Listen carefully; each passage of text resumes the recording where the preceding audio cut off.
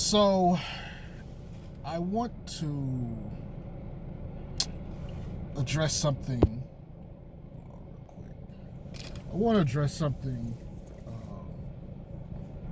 that I saw on Twitter, but it's not necessarily limited to Twitter. And I'm going to be smashing on this vanilla frosty from Wendy's. You know, shit's is good, by the way. In the process of this. So, y'all got to excuse my lack of professionalism, I suppose. Even though I don't exhibit a whole lot of professionalism when I do these videos, I just be talking. Anywho, I'm going to address something that I think really needs to be discussed. First of all, let me say this. The way the league tracks assist, I think is bullshit. Of the categories, the three major ones, all of them have like sub things that go along with their stat to kind of break it down and give it more strength. So if we're talking field goal percentage, points per game or points, there's the field goal percentages that accompany it. And more so, there's the total field goal percentage, there's the 2-point percentage, and then there's the 3-point percentage. And to a lesser extent, but to the same extent, free throws. When it comes to rebounding, there's offensive rebounding and defensive rebounding. And quite frankly, I'm glad they make the distinction. I think they need one more stat for that. I think they need like random situation rebounding or tip rebounding and stuff. I think that needs its own separate stat category. But assist, it's just assist. And it only counts if someone makes a pass and someone scores without doing a couple of dribbles, if I'm not mistaken. Which is odd because you can sit there dribble, and still get the assist for that. And it's like, what? But I digress. They definitely need a breakdown. First of all, they need the hockey assist. A pass that led to someone else getting credit for the assist. They definitely need that because some players, I think, don't get enough credit for how good they are, and I think the hockey assist would definitely help that.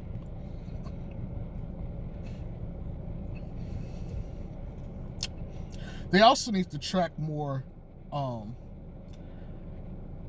not quite assist. So what I mean by that is passes that were given that were not converted. So if I'm CP3 and I give a pass to Booker and he takes a shot and he misses it, they need to track that. Because that needs to be annotated, because that's a potential assist that wasn't there. And you might be like, well, we'll be tracking shots for everybody in the game. Okay, but you wouldn't necessarily have to do that. It needs to be a player-by-player breakdown of all the assists. So if in a game I give 5 passes to Booker and he converts on 3 of them, 3 out of 5, potential assist. For 5 assist potential, 3 converted, 2 unconverted. I think that helps strengthen the assist category. But it's not what I really wanted to talk about with the video. I wanted to use that as a framework for what we're about to discuss. There's assist, and then there's passing. Oftentimes, people tend to look at assists and say, oh, this person got this, so they're a good passer. That ain't true. I'll give you an example.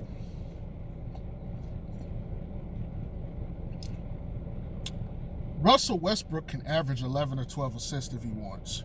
Hell, he just did this season. But he can lead the league in passing, or he can lead the league in assists, but he's by far not the best passer in the league. When we're talking passers or passing, there needs to be a distinguishing factor of difficulty level or skill passing versus basic passes. I think Russ is exceptional at making the basic pass, even though he mistimes the fuck out of them. However, you got guys like LaMelo and Lonzo who can get 6 or 7 assists a game, and they can make damn near every pass on the court from almost any and every position. Having the skill for passing is better to me than the actual assist because of how they count it. When it comes to the, like, as far as the passes go in the league right now, if I had to be honest and think about like all of the best ones, the 3 best passers to me are the tall ones: Ben, LeBron, and Joker. One, they can see everything over the court. Advantage. When you're trying to get the ball where it needs to go, being able to look over and see the entirety of the court is a benefit. That's why you don't see too many guys who are like 5'11", 6 foot, averaging those kind of assists, with the exception of CP3. CP3 is another passer, but I'm going to get to him in a second. Those 3, to me, have the passing ability and the vision, because of their height and just awareness, to make passes. But in particular, I'm going to separate Ben on the lower end here, put Joker and LeBron. I truly don't think there's a pass that they can't make. What do I mean by that? I'm not saying that all their passes hit their targets. It's not what I'm saying. What I am saying is there's some passes that are too difficult for players to make. Tight windows, around certain corners.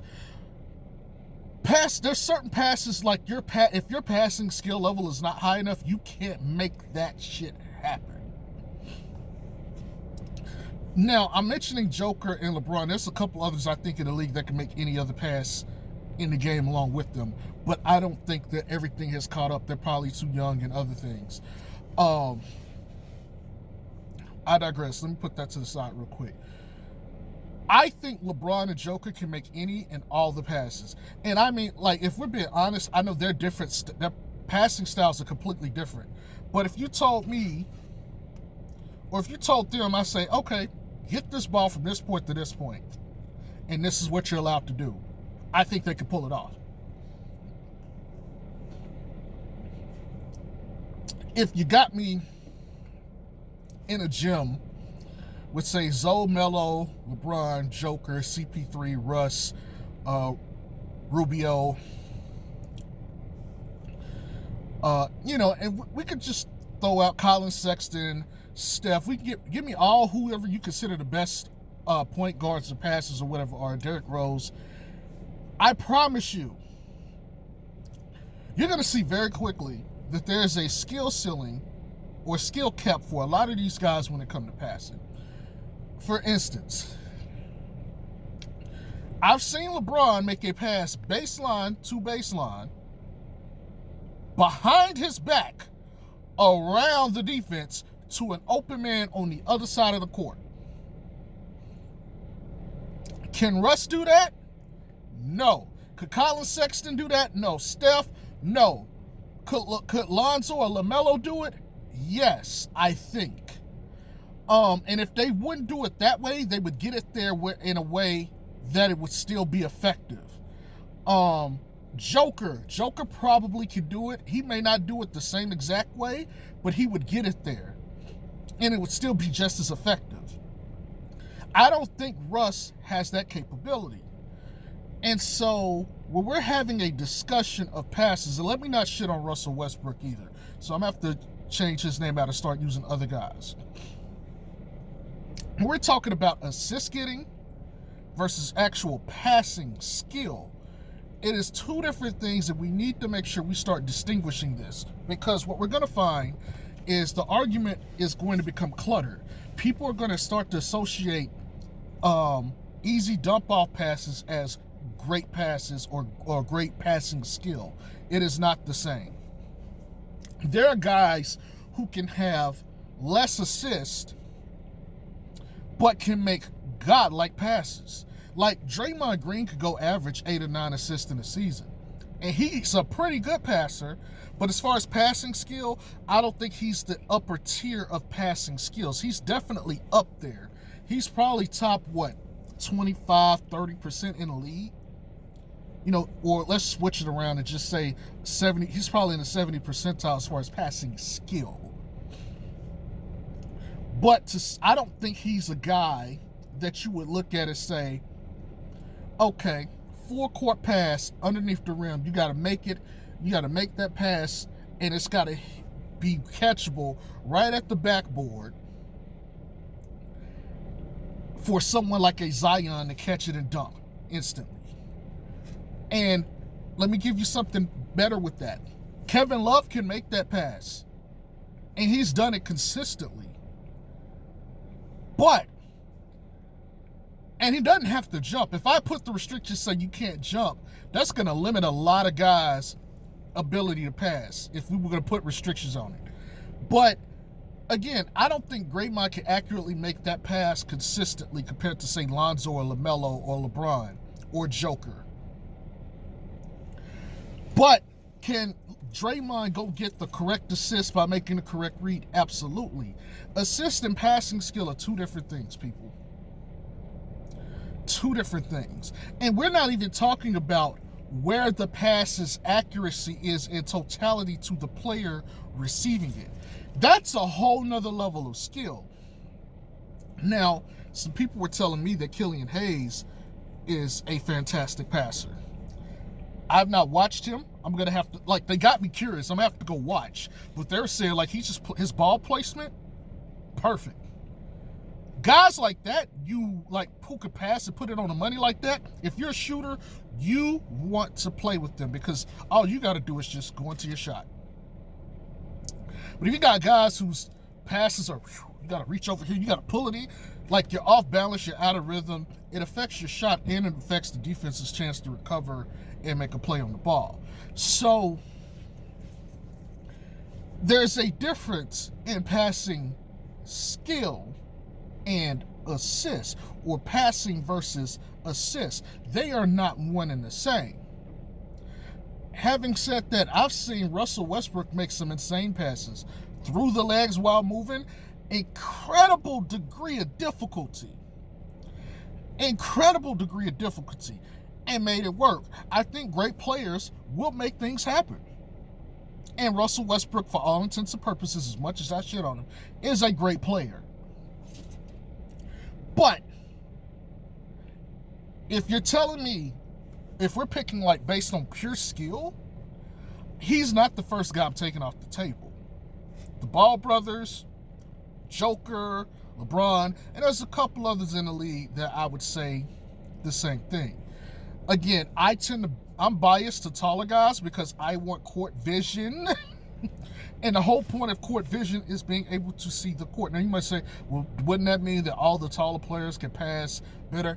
No, just because you're taller, you may see the court, but you don't have the passing skill. Joker is someone with the passing skill and division. So is someone like LaMelo and Lonzo, who are 6'6", 6'7", 6'8". Ben Simmons, who is a tall passer, he's 6'10". LeBron is 6'8".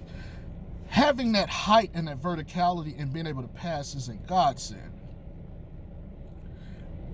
to that argument or to that point. If I put LeBron and Westbrook together, who's the better passer? Conventionally, people online, I believe, are going to say, well, Russ has more assists when it comes to an argument. But we're not asking about the assist. We're asking who's the better passer, who has the better passing skill. And that is unequivocally LeBron. Now, LeBron has only had one season of double-digit assists, and that was 2 seasons ago when they won a championship. That's the first time in his career he's ever had 10 or more. First time. One of the best, the greatest passes in the NBA in NBA history, and the first time he got 10 was at age 34, 35 season. Think about that. But he normally, for a career, averages 7 assists.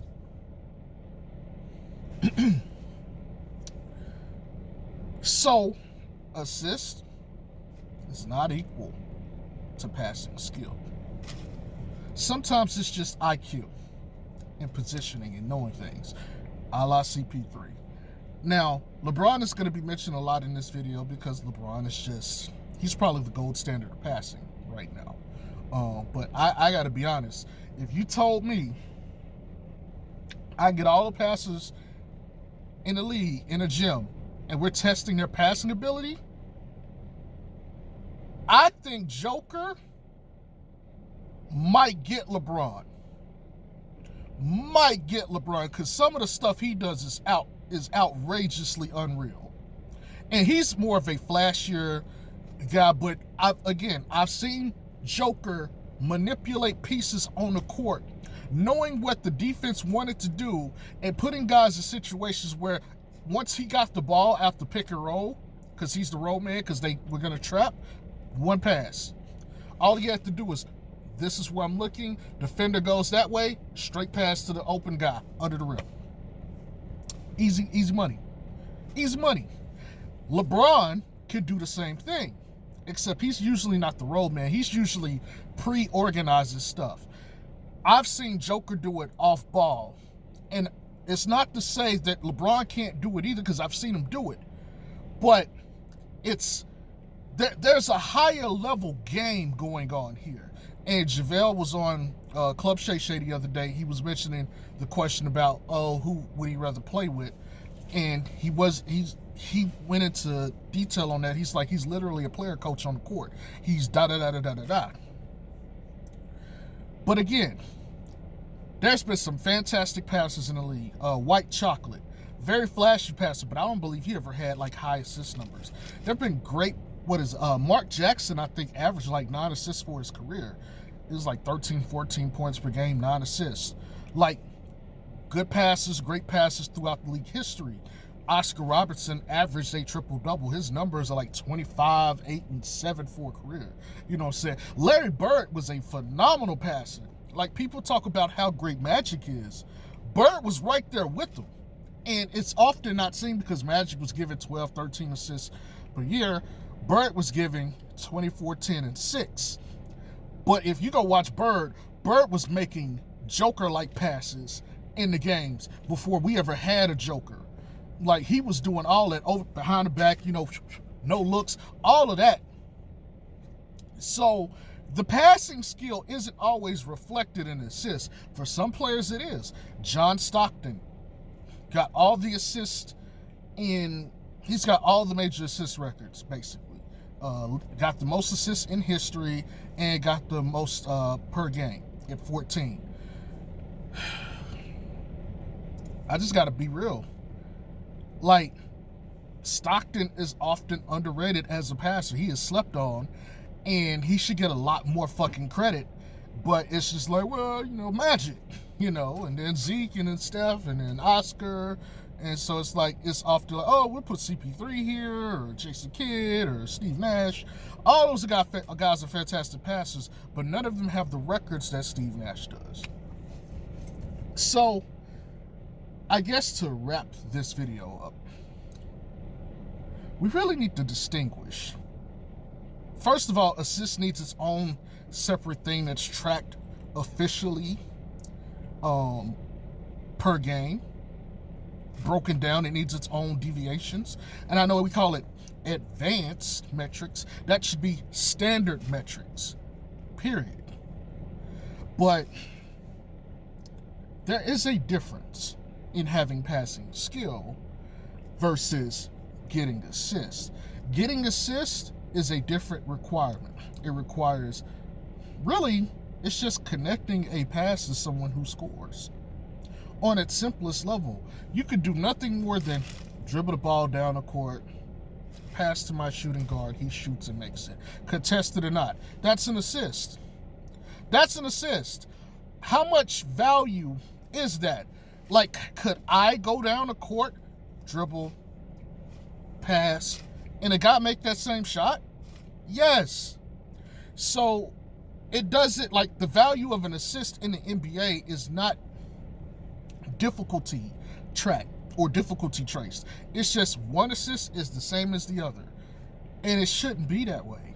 There should be a difference between I am making a pass that cuts halfway from one angle to another in the seam, and no defender can lay a hand on it, and it hits a guy square in his pocket, and he can make it or take a shot. Whether he misses or makes that shot is on his skill as a shooter, but the very fact that I could make a pass that negated the defense, why isn't that tracked?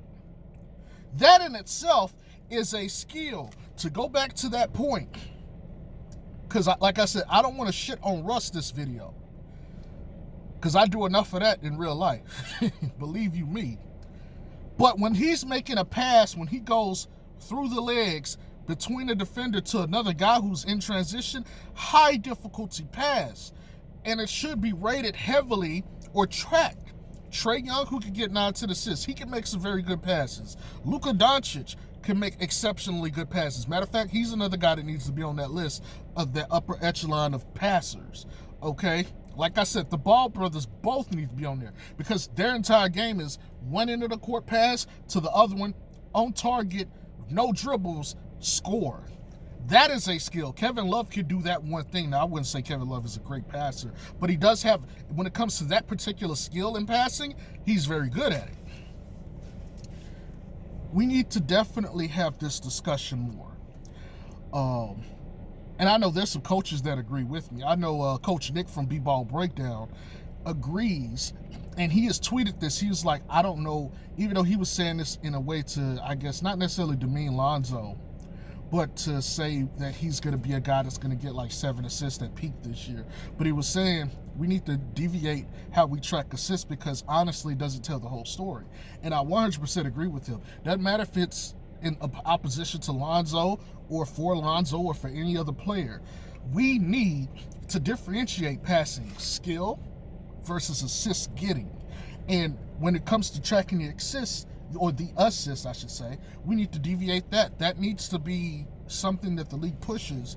And we as people, casual fans, stands, the players, fans of the game, fans of teams, whatever, we need to be pushing for this. No reason we should have offensive and defensive rebounding, and we got field goal percentage, 3-point percentage, free throw percentage, and we don't have anything for assists. It's just assist. What does that tell? Because I promise you, there's a lot of guys who are not getting credit for their abilities due to the way this system is. And even, not just now, but even back in history, there's guys who probably deserve a lot more credit for their passing ability than they're going to get due to it just being assists. That's all I got. Peace.